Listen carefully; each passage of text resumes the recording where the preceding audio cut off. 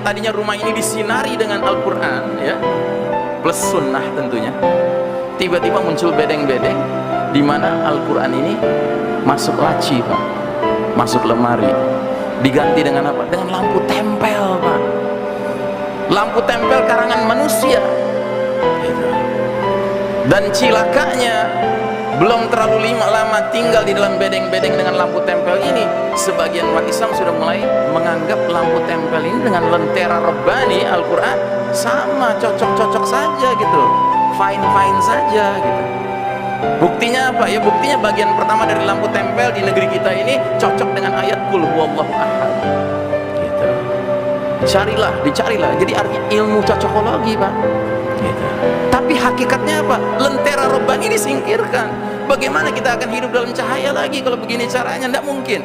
Kita hanya akan kembali kepada kehidupan yang penuh cahaya dari Allah Ta'ala.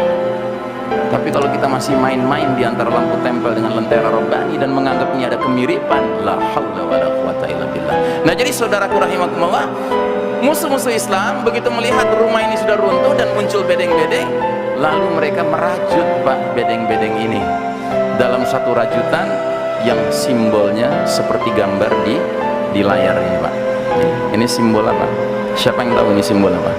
Ini simbol rumah bikinan kaum Yahudi Pak, namanya PBB ya. Ini rumah mereka Pak, ini bukan rumah kita, ini rumah Yahudi.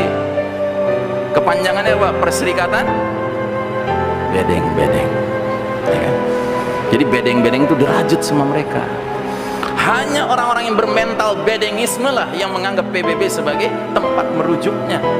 Tetapi bagi orang yang ngerti sejarah, yang ngerti Islam ya kan, dia akan mengatakan ini rumah bikinan Yahudi, ngapain kita bernaung di bawahnya? Coba perhatikan, PBB itu punya banyak dewan Pak, tetapi dewan yang paling menentukan namanya Dewan Keamanan PBB. Anda tahu Dewan Keamanan PBB jumlah anggotanya berapa negara? 15 negara. Dengan catatan 10 negara anggota tidak permanen, aplusan, gonta-ganti. 5 negara anggota permanen, punya hak veto, powerful, sangat kuat pengaruhnya. Siapa mereka? Amerika, Inggris, Prancis, Rusia, Cina. Amerika, Inggris, Prancis, Rusia, Cina. Ada yang muslim Pak? Ada yang muslim? Tidak ada, kafir semua, bahkan musyrik. Ini yang mimpin dunia hari ini Pak. Terus kita masih berharap kepada PBB? Ajib. Padahal ini pemimpin-pemimpin di depan layar Pak, di belakang layarnya siapa? Al-Yahudi. Ingat, Allah menggambarkan Yahudi itu mirip sifatnya kayak orang munafik. La yuqatilunakum jami'an illa fi quran muhassanatin aw min wara'i judur. Mereka sekali-kali gak akan memerangi kalian serentak, langsung, face to face, tetapi di balik tembok yang tebal, di balik benteng yang kokoh. Nah, di antara tembok tebal mereka, benteng kokoh mereka adalah institusi yang namanya PBB itu Pak ya. Coba lihat tentara-tentara Israel kalau langsung berhadapan dengan mujahidin, walaupun remaja-remaja Palestina yang cuma pegang batu Pak, lihat foto-fotonya, biasanya satu remaja Palestina berhadapan dengan berapa tentara Yahudi? 5 tentara Yahudi lengkap dengan helmnya, lengkap dengan baju anti pelurunya, lengkap dengan senjata canggihnya Pak. Konon kabarnya dari semua angkatan bersenjata di seluruh dunia hari ini, satu-satunya angkatan bersenjata yang pabrikasi seragam tentaranya, bagian celananya ada pampersnya, itu cuma Israel. Kenapa? Karena tentara Yahudi itu paling pengecut. Dia kalau sudah berhadapan dengan mujahidin ya kan, mereka itu kencing-kencing Mbak gitu. Nah, daripada mereka kencing di celananya, ya di pampersnya aja gitu.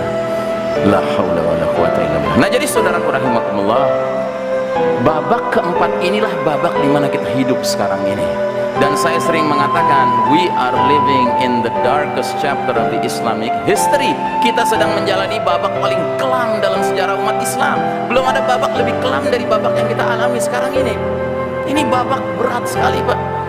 Gimana tidak berat? Allah menguji kita umat Islam dengan kekalahan secara duniawi pada diri umat Islam, sementara yang berhak memimpin dunia atas izin Allah adalah kaum kafir. Kita ini sekarang sedang menjalani era yang kata Nabi dalam hadis ini, kita menyebutnya hadis lubang biawak. Nabi bersabda, la tattabi'unna sunanal ladzina min qablikum shibran bi shibrin wa dhira'an bi dhira'in hatta law dakhalu fi jahri dabbin lattaba'tumuhum. Sungguh kalian umat Islam kelak nanti di akhir zaman akan mengikuti kebiasaan, cara hidup, way of life orang-orang sebelum kalian, sejengkal demi sejengkal, sehasta demi sehasta, sehingga sekiranya mereka yang kalian ikuti masuk lubang biawak sekalipun, kalian terus mengikuti mereka. Para sahabat bertanya-tanya, ya Rasulullah, al-Yahuda wan Nasara? Ya Rasulullah, apakah yang kau maksud adalah kaum Yahudi dan Nasrani? Kata Nabi, mereka itu tercengang, heran mereka. Bukan karena tidak percaya dengan Nabi, mereka percaya Nabi tidak pernah bohong. Tapi yang membuat mereka tercengang adalah, kok bisa ya umat Islam, umat ahli Quran, suatu ketika ngekor sama umat ahli Taurat, ahli Injil? Ini apa yang terjadi? Kalau kita jujur melihat situasi kondisi dunia, kita bukan saja mengerti hadis ini Pak ya, kita yang mengalami. Semenjak runtuhnya rumah besar kita, praktis Allah Ta'ala mengizinkan the Western civilization, peradaban Barat, Eropa dan Amerika, yang memimpin dunia ini. Siapa mereka? Yahudi.